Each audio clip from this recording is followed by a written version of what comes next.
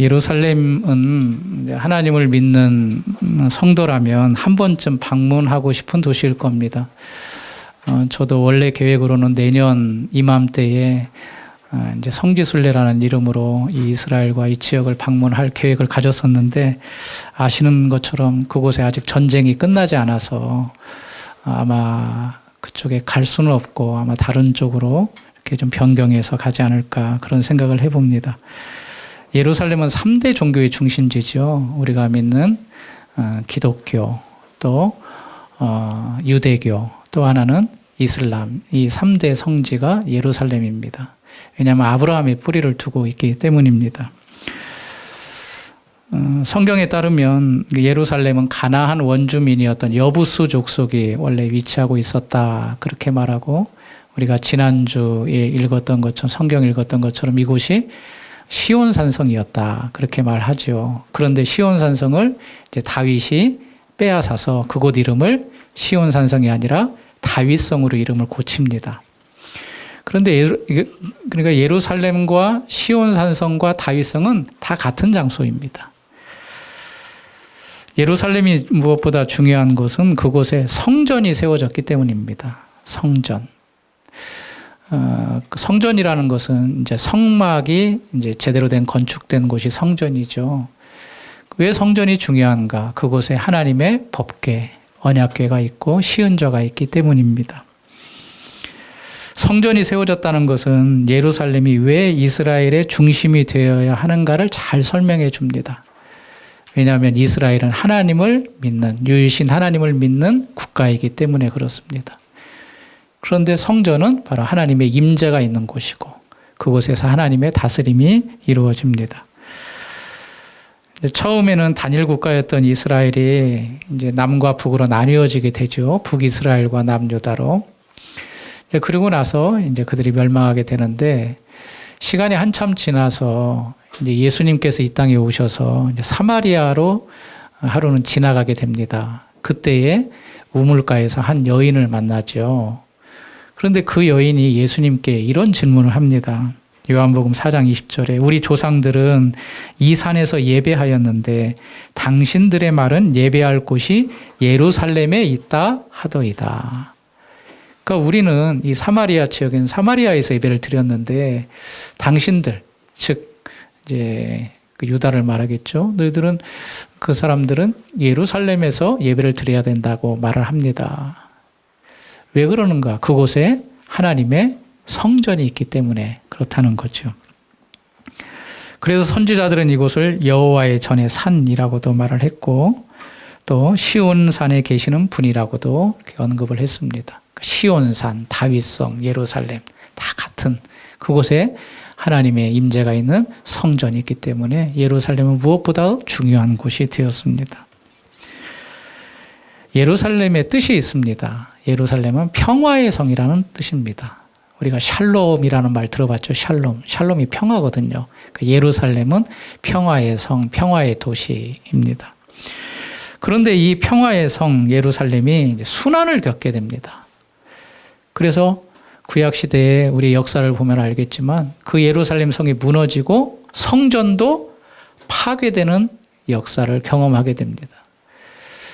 왜 평화의 성, 하나님이 임재했던 성전이 있는 그곳이 파괴되고 회파되고 다른 나라에 의해서 무너지는가? 그 이유는 딱 하나입니다. 하나님을 떠났기 때문에 그렇습니다. 유일신 하나님을 의지해야 되는 이스라엘인데 하나님을 떠남으로 하나님께서 그곳을 심판하시고 결국에는 모든 성과 성전을 회파케 하신 겁니다. 그에 앞서 하나님께서는 선지자들을 보내지요. 회개를 촉구합니다. 너희들 돌아와야 된다. 회개해야 된다. 너희들 우상 숭배하면 안 된다. 나만을 섬겨야 된다. 그러는데 세워진 왕들은 그 하나님을 전적으로 의지하지 않고 자기의 생각대로 정치를 하고 결국에는 먼저 북이스라엘이 722년 BC 722년에 아수르라는 나라에 의해서 멸망당하고 한 140년 후에 BC 586년에 남쪽 유다가 느부갓네살이라는 왕에 의해서 그때는 이제 성전까지 다 회파되는 그런 아픔을 겪게 됩니다. 마태복음 23장에 보면 예수님이 서기관들과 바리새인들을 향하여서 이렇게 시작하는 문구로 7가지의 책망을 하십니다. 화 있을진저 바리새인과 서기관들이요. 그러면서 각자의 항목을 정하여서 그들의 잘못을 꼬집어서 이제 예수님께서 책망을 하시는데, 모든 책망을 끝난 이후에 마지막 구절에서 예수님이 이렇게 말씀을 하십니다. 마태복음 23장 37절에 예루살렘아 예루살렘아 선지자들을 죽이고 내게 파송된 자들을 돌로 치는 자여, 암탉이 그 새끼를 날개 아래 모음같이 내가 내 자녀를 모으려 한 일이 몇 번이더냐. 그러나 너희가 원하지 아니하였도다. 예루살렘을 2번 반복합니다. 예루살렘아 예루살렘아. 이것은 단순히 그 지명을 말하는 것이 아니라 예루살렘 안에 있는 종교 지도자들 뿐만 아니라 그 안에 있는 모든 백성을 포함하는 말입니다. 선지자들을 죽였다. 그리고 내게 파송된 자들을 돌로 쳤다. 구약의 이야기를 하고 있는 겁니다. 너희가 잘못했으면 하나님께로 돌아오라고 선지자들을 보냈는데 그 보낸 선지자들을 돌로 쳐서 죽이며 받아들이지 않았다는 거죠. 마치 암탉이 그 새끼를 날개 아래 모음같이 하나님은 너희를 모으려 했는데 너희들이 그것을 거부했다. 그런데 이게 구약의 일일 뿐만 아니라 지금 예수님이 말씀하시는 바리새인과 서기관에게도 해당이 되고 있다. 그렇게 말씀을 하십니다. 여러분, 하나님의 말씀을 듣지 않고 하나님을 반역하면 그 결과는 뭡니까? 멸망입니다. 하나님의 심판 앞에서 멸망할 수밖에 없습니다. 오늘 본문 41절에 예수님이 우시는 장면이 말씀되고 있습니다. 41절 말씀 한번 보실까요? 가까이 오사 성을 보시고 우시며. 왜 예수님이 성을 보시고 우셨다 그러는가? 이 성이 구약에 회파된 것처럼 앞으로 얼마 안 있으면 돌 위에 돌 하나도 남지 않을 만큼 회파될 것임을 미리 보셨기 때문에 우시는 겁니다. 이제 첫 번째 성전이 무너졌죠. 근데 다시 2번째 성전이 세워집니다. 지금 헤롯 대왕이 수십 년에 걸쳐서 또 이스라엘의 유대인들의 마음을 얻기 위해서 성전을 막 건축하고 있습니다. 그런데 그 성도 돌 위에 돌 하나가 남지 않을 정도로 회파될 것이다. 이유는 뭡니까? 그들이 하나님의 마음을, 그들의 하나님을 그들의 중심에 두지 않았기 때문에 회파될 것이라는 겁니다. 43절 말씀 같이 한번 읽어보겠습니다. 날이 이를지라 내 원수들이 토둔을 쌓고 너를 둘러 사면으로 가두고. 그래서 결국 로마의 디도라는 장군이 있는데 나중에 그가 이제 황제가 되죠. 티투스. 그 황제에 의해서 AD 70년에 완전히 파괴가 되어버립니다.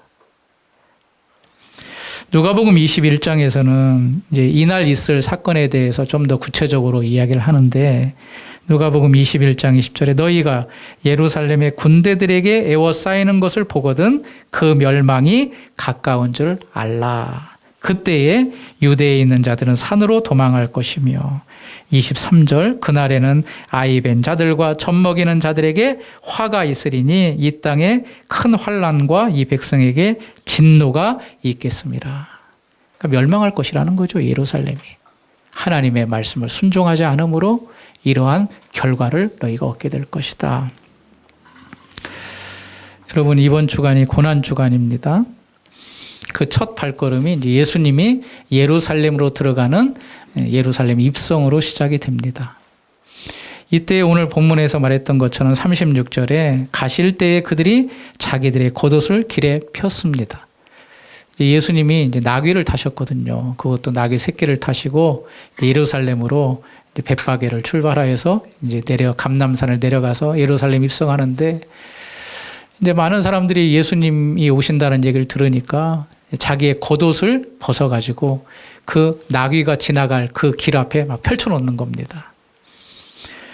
그리고 수많은 사람들이 나뭇가지를 흔듭니다. 요한복음에는 이게 종려나무다 그렇게 말씀을 하고 있습니다. 손에는 종려나무 가지를 들고 막 흔들면서 어떤 사람들은 자기의 겉옷을 펴면서 예수님이 지나갈 길 앞에 펼쳐놓습니다. 이건 어떤 걸 말을 하냐면 예수님이 왕이시다라는 것을 표현하는 겁니다. 그리고 과거에 그런 거 있잖아요. 막 카퍼레이드처럼 꽃에 이렇게 걸고 연두에 사람들이 서고.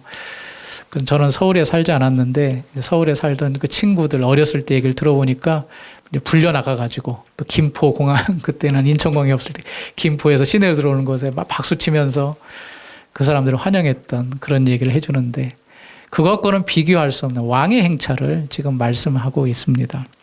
비록 말이 아닌 나귀 새끼였지만 많은 사람들이 자기의 겉옷을 펴서 카페트를 깔듯이 카페트를 깔고 그리고 손에 종려가지를 들고 그 예수님의 오심을 환영을 하는 거죠. 38절 말씀 같이 한번 읽어보겠습니다. 시작. 이르되 찬송하리로다.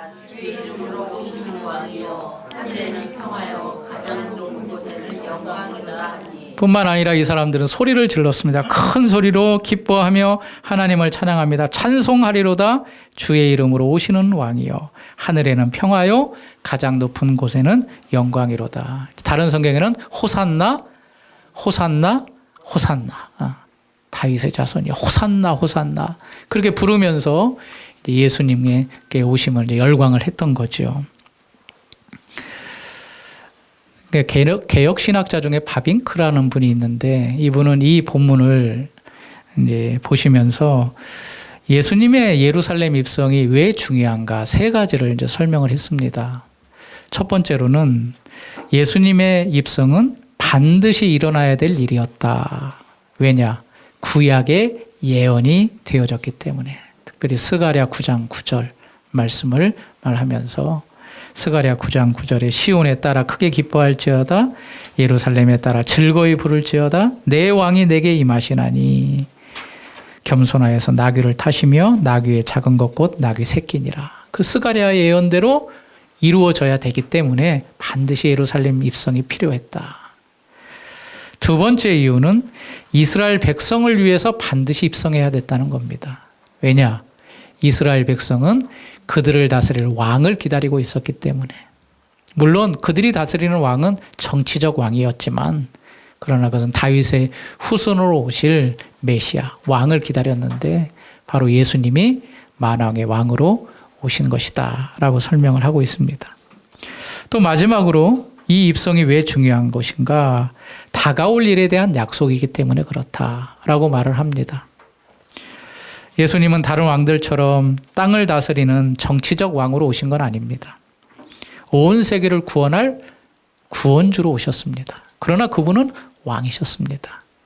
예수님이 이 땅에 오심으로 인하여서 자신이 왕이심을 보여주실 뿐만 아니라 그 예수를 믿는 자는 그 왕의 통치를 받는 것임을, 즉 하나님의 나라와 하나님의 나라가 임하여 있음을 이제 이 입성을 통하여서 알게 하신다는 거죠.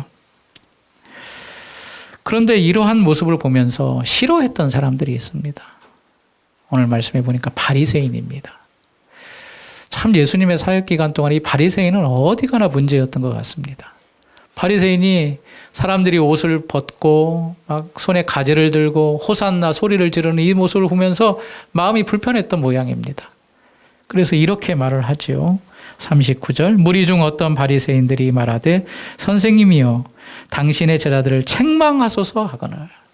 아마 제자들이 앞장서 가지고 무리들과 함께 이렇게 찬양하고 호산나 소리를 외치면서 손에 가지를 드는 이것을 보면서 예수님 좀 제자들 책망해 주옵소서 그렇게 바리새인들이 부탁을 하는 겁니다.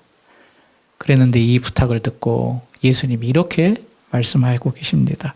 40절 같이 읽겠습니다. 시작. 대답하여 이르시되 말하노니 만일 이 사람들이 침묵하면 돌들이 뭐가 소리 지르리라? 돌들이 소리 지르리라. 이 예수님의 답변을 보면 굉장히 좀 강한 어조가 느껴집니다. 이 사람들이 조용히 있다 그러면 돌들이 일어나가지고 이 사람들이 외쳤던 것처럼 외칠 것이다. 그렇게 말씀을 하고 있습니다. 사랑하는 성도님들, 예수님이 무리들의 환호와 이런 대접을 받으며 예루살렘에 들어가신 이유가 무엇이었을까요? 우리가 오병이어의 기적도 살펴보았지만 오병이어의 기적이 난 다음에 무리들이 예수님을 어떻게 하려고 했습니까? 왕으로 세우려고 했습니다. 그런데 예수님은 이제 피해 가시지요. 여러분, 예수님의 인기가 지금 어찌 보면 하늘을 찌를 듯이 올라가고 있습니다. 그러니까 왕으로 세우겠다는 이러한 말이 좀 합리적이고 수긍이 갑니다. 그러나 많은 사람들이 원하고 좋아해서 예수님이 왕으로 세워지는 것이 아닙니다. 이걸 좀 반대로 이야기해 볼까요? 예수님의 반대 입장에 선 사람들이 있었죠. 서기관들, 바리새인들, 장로들, 종교 지도자들. 이 사람들은 예수님이 하는 일들마다 사사건건 회방을 놓습니다. 또 질문을 해서 곤욕에 빠뜨리려고 하고 있고. 그렇게 회방한다 그래서 예수님이 왕이 못 될까요? 그렇지 않죠. 그러니까 사람들이 원해서 왕이 될 수도 있는 것도 아니고 또 왕의 자리에서 사람들이 힘으로 끌어낼 수 있는 것도 아닙니다. 이 돌들이 일어나서 소리 지른다 이 말은 사람의 힘으로 왕이 되는 것이 아니다. 또 왕의 자리에서 사람의 이름으로 끌어낼 수 있는 것도 아니다. 이것은 예수님이 어떤 분이신가를 분명하게 말해주는 겁니다. 예수님은 사람에 의해서 왕이 되는 거나 왕의 자리에서 결정되는 것이 아니라 이것은 하나님께서 허락하신 것이고 하나님께서 세우신 자리이다. 그 의미를 말씀을 해주고 있는 겁니다. 구약 선지자들에 의해서 이제 예언이 성취되고 다윗의 후손으로 오실 메시아의 언약이 이루어지는 이 왕의 행차, 종려주일의 예루살렘의 입성. 우리는 이 사건을 통하여서 하나님의 영원하신 작정과 섭리를 또 알게 됩니다. 여러분, 하나님은 만세전에 모든 걸 계획하시고 작정하시고 그 일을 역사 가운데 이루어 가시는 분이죠. 지금도 졸지도 아니하시고 주무시지도 아니하시고 그 일들을 행하시는 분입니다. 여러분, 우리가 알아야 될 것은 이 하나님께서 우리를 구원하시기 위해서 만세전에 삼위일체 하나님이 구원의 협약을 하셨다는 겁니다. 이게 아주 중요한 부분인데 삼위일체 하나님께서 어떤 협약을 하셨는가? 누가 구원자로 될 것인가? 또 누구를 구원할 것인가? 또 어떤 방식으로 구원할 것인가? 이 세 가지를 협약을 하셨다는 겁니다. 그래서 구원자는 성자 예수님이고 또 구원할 대상은 무작위로 하나님의 사랑을 입은 자, 선택받은 자들이고 또 구원의 방식은 대속의 방식으로 우리를 구원하기로 그 세 분이 협약을 하셨습니다. 그리고 그 일들을 이 땅 가운데 이루어 가십니다. 이제 마지막 십자가에 달리기에 앞서 예루살렘 입성이 그 첫 발걸음이었습니다. 바리새인들은 예수님의 사역에 대해서 이렇게 저렇게 회방을 놓고 걸림돌을 만들었지만 그것은 성공하지 못하였고 허사였습니다. 하나님의 지혜와 하나님의 작정, 그 일들이 이루어 가시는 섭리를 이길 수가 없었던 것이죠. 오늘 예수님의 예루살렘 입성을 우리가 보면서 우리에게 주시는 하나님의 음성, 저는 두 가지를 생각해 보고자 합니다. 첫 번째로는 예수님은 나를 위해서 죽으신 왕이심을 내가 믿어야 된다는 겁니다. 어떻게 보면 예수님의 입성의 모습은 전혀 왕답지 못했지요. 왕은 보통 말을 타고 가는 건데 그것도 나귀도 새끼를 타고 아주 초라한 모습으로 들어가십니다. 그러나 예수님은 왕으로서 오셨기 때문에 모든 사람을 다스리고 통치하실 능력이 있으신 분입니다. 일반 왕들은 그 일이 억압으로 이루어지지만, 무력으로 이루어지지만 예수님의 왕되심과 통치의 방식은 자신을 죽이심으로 이루어 가십니다. 예루살렘으로 입성은 며칠 후 십자가를 지시기 위함이었죠. 사실 예루살렘으로 들어가시는 것은 예수님이 죽으러 가시는 겁니다. 그곳에 가셔서 자기의 권능으로 많은 사람을 억압하며 다스리는 것이 아니라 자기를 죽이기 위해서 예루살렘으로 입성하신 것입니다. 예수님의 죽음은 우리 때문이고 우리를 위한 것이었습니다. 왜냐? 죄인된 내가 죽어야 되는데, 우리가 죽어야 되는데 우리를 대신 위해서 죽으신 거죠. 그래서 대속적 죽음을 하시기 위해서 들어가신 겁니다. 여러분, 우리가 예수님이 하나님이심을 믿습니다. 하나님이시라는 것은 거룩하신 분이고 죄가 없으신 분입니다. 죄가 없으신 분이 왜 죄의 값을 담당해야 됐을까요? 그것은 바로 우리를 대신 지신 죄 때문이지요. 마태복음 20장 28절이 참 중요한 말씀인데, 인자가 온 것은 섬김을 받으려 함이 아니라 도리어 섬기려 하고 자기 목숨을 많은 사람의 대속물로 주려 함이라. 인자, 즉 예수님이 이 땅에 온 것은 왕으로서 섬김을 받으려 온 것이 아니라 자기를 드려서, 특별히 자기 목숨을 많은 사람의 대속물로 주려고, 섬기려고 오셨다. 그렇게 말씀하고 있습니다. 에베소서 5장 2절에 바울은 또 이렇게 증언합니다. 그리스도께서 너희를 사랑하신 것 같이 너희도 사랑 가운데 행하라. 그는 우리를 위하여 자신을 버리사 향기로운 제물과 희생 제물로 하나님께 드리셨느니라. 자기를 버리사, 그렇게 말씀을, 자신을 버리사. 그분은 왕이신데, 사실 왕이라는 건 섬김을 받아야 되는 자리인데 그렇게 하지 않으셨다는 겁니다. 오히려 종처럼 낮아지고 자기의 모든 것을 다 버려, 목숨까지 버려서 우리를 오히려 도리로 섬겨주셨습니다. 그분이 우리에게 오신 왕입니다. 41절에 예수님이 성을 보시면서 우셨다 그랬죠. 우셨습니다. 성경에 보니까 예수님이 우신 두 사건이 있습니다. 첫 번째로는 오늘 이 예루살렘을 보시며 우셨던 사건 하나하고, 또 하나는 나사로가 죽었을 때 예수님이 우셨습니다. 나사로는 이제 마르다하고 마리아와 같은 집안의 이제 그 남매 지간인데 예수님께서 그 집을 사랑하셨습니다. 그랬는데 나사로가 죽게 된 거죠. 그 소식을 예수님께 전했는데 예수님이 당장에 가지 않습니다. 나흘이 지나서야 그 집을 방문하시는데 이 일을 통하여 하나님의 영광이 드러난다. 그런 말씀을 하시죠. 그리고 이제 느지막하게 그 집을 방문했을 때 마리아가 어떻게 말하냐면, 주께서 여기 계셨더라면 내 오라비가 죽지 않았을 것이다. 그렇게 말을 합니다.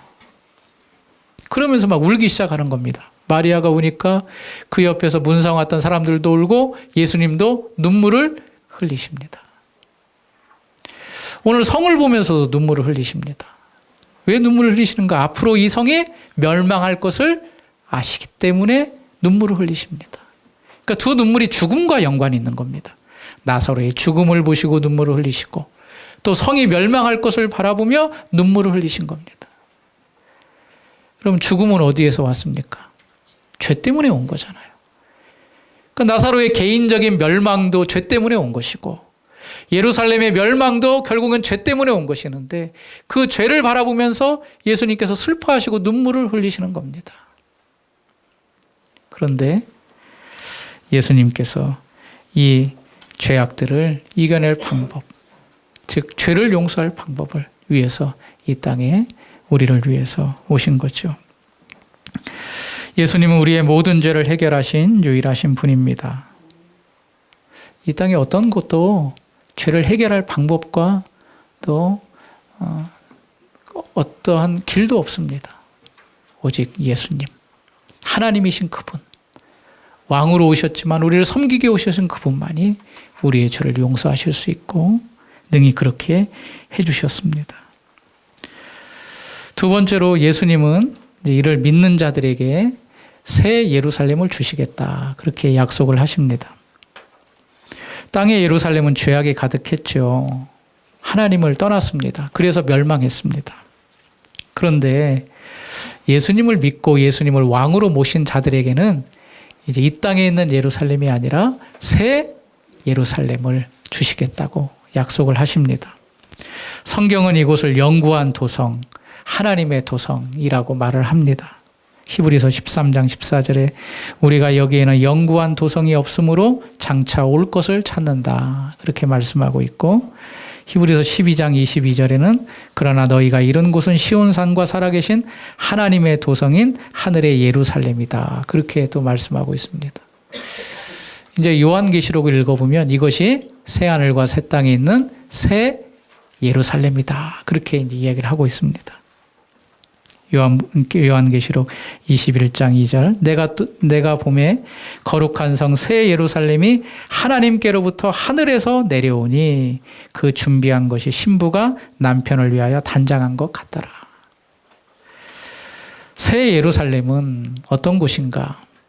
오늘 무리들이 찬송하는 것처럼 주의 이름으로 오시는 왕이 다스리는 곳입니다. 하나님이 거하실 처소이고 그리스도 안에서 새롭게 변화된 자들이 모여있는 곳입니다. 새 예루살렘이 신랑을 기다리는 신부처럼 단장했다. 그렇게 말했는데 아름다운 곳이다. 그렇게 이해할 수가 있겠죠. 하나님이 항상 함께 하시는 곳, 하나님이 영원히 그의 백성들과 함께 거하시는 곳, 그곳이 새 예루살렘입니다. 이 땅에 있는 예루살렘은 하나님을 떠난 곳이었고 부패했던 곳이었고 세속적인 곳이었고 또 외식적인 곳이었다면 새 예루살렘은 그런 곳이 아니라는 것이죠. 완전하고 온전하고 거룩하고 하나님이 친히 다스리는 그곳입니다. 이 새 예루살렘의 특징이 있습니다. 요한계시록 21장 4절에 이렇게 말합니다. 모든 눈물을 그 눈에서 닦아주시니 다시는 사망이 없고 애통하는 것이나 곡하는 것이나 아픈 것이 다시 있지 아니하리니 처음 것들은 다 지나갔음이로라. 이 새 예루살렘, 새 하늘과 새 땅, 이곳은 고통이 없고 눈물이 없고 애통하는 것이 없고 아픈 것이 없다. 그러니까 이 세상과 전혀 다른 곳이라는 것을 말씀을 해주고 있는 겁니다. 특별히 여기 그 눈에서 눈물을 닦아주신다. 그렇게 말하고 있습니다. 예수님이 뭘 흘리셨죠?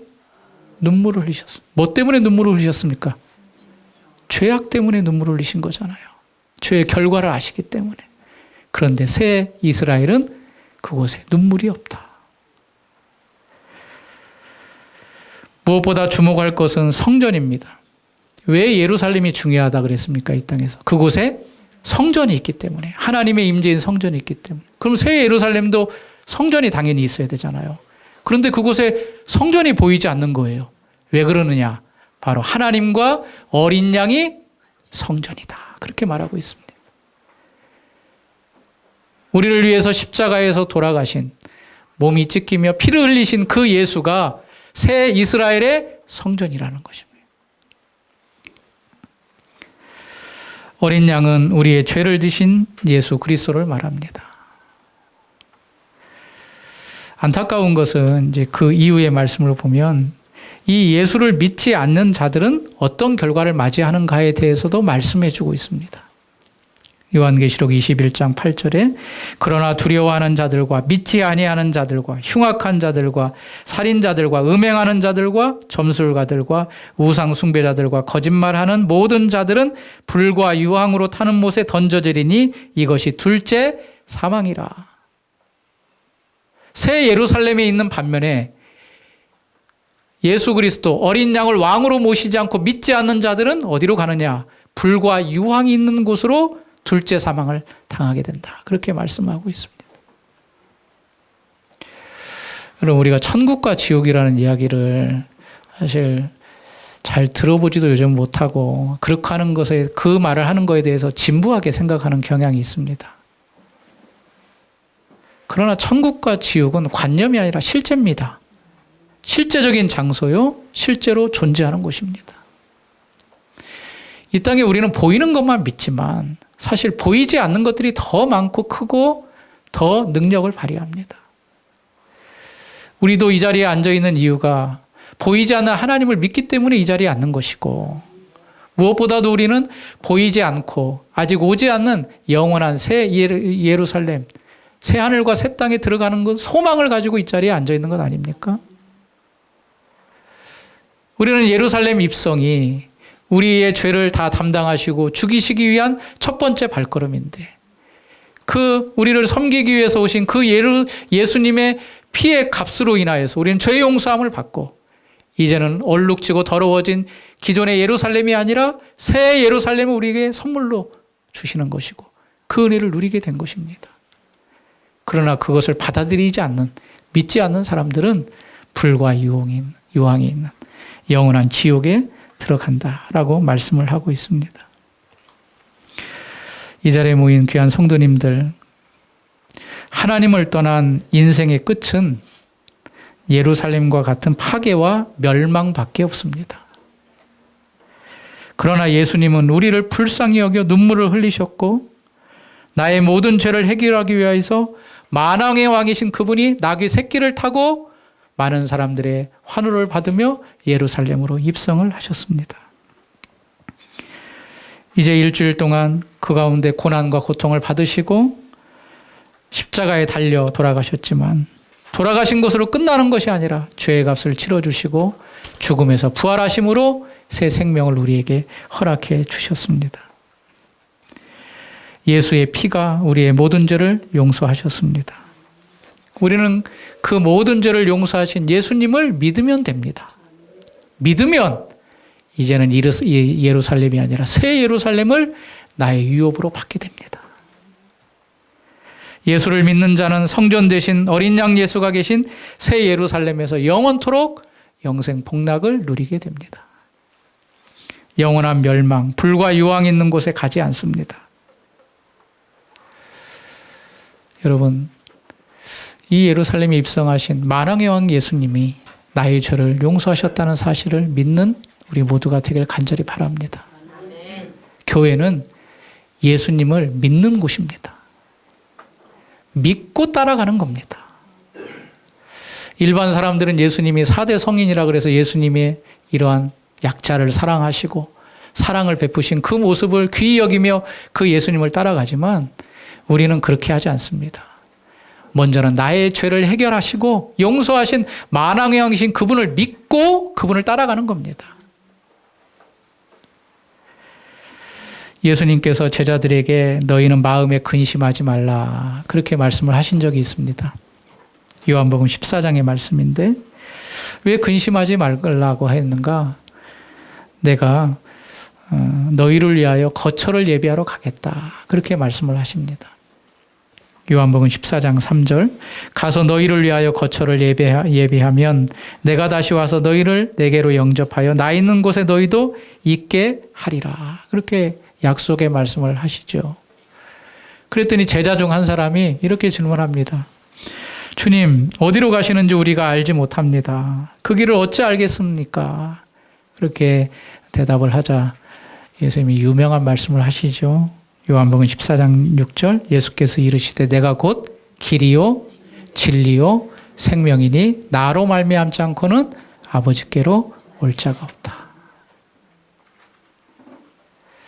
주님께서 우리를 위하여 거처를 예비하시러 죽음 이후의 삶을 사셨습니다. 그리고 이제 이 세상의 역사 가운데 마지막 남은 한 약속, 이제는 택한 자들을 구원하시기 위해서 다시 재림주로 오실 것입니다. 예수님을 믿는 자들은 그의 의를 힘입어 죄사함을 받고 새 예루살렘을 유업으로 받아 영생 복락을 누리지만 믿지 않는 자들은 영원한 멸망으로 갈 수밖에 없는 것이 진리입니다. 여러분, 하나님은 사랑이십니다. 사랑이시기 때문에 예수님이 이 땅에 오셨습니다. 그분이 십자가를 지셨습니다. 그분이 나의 하나님이시고 나의 죄를 용서하셨던 만왕의 왕이심을 여러분들이 믿고 그분께 순종하며 영생 복락을 누리는 새 예루살렘의 삶을 살아가는 그런 귀한 성도님들이 다 되시기를 주님의 이름으로 축원합니다. 기도하겠습니다. 하나님 아버지, 이 땅의 예루살렘은 멸망하고 회파되지만 우리에게 있는 새 예루살렘은 영원히 회파되지 아니하며 그곳에서 하나님과 영생 복락을 누린다는 사실을 믿습니다. 이 자리에 있는 모든 성도들, 나를 위해서 만왕의 영으로 오신 그분이 십자가를 지시기 위해서 호산나 많은 무리들의 찬송을 받으며 예루살렘으로 입성하신 그 사건을 바라보며 우리가 그분을 나의 왕으로 섬기며 나의 죄를 용서하신 분임을 믿고 이 땅을 살아가는 귀한 성도들 되게 해 주옵소서. 예수님 이름으로 기도하옵나이다. 아멘.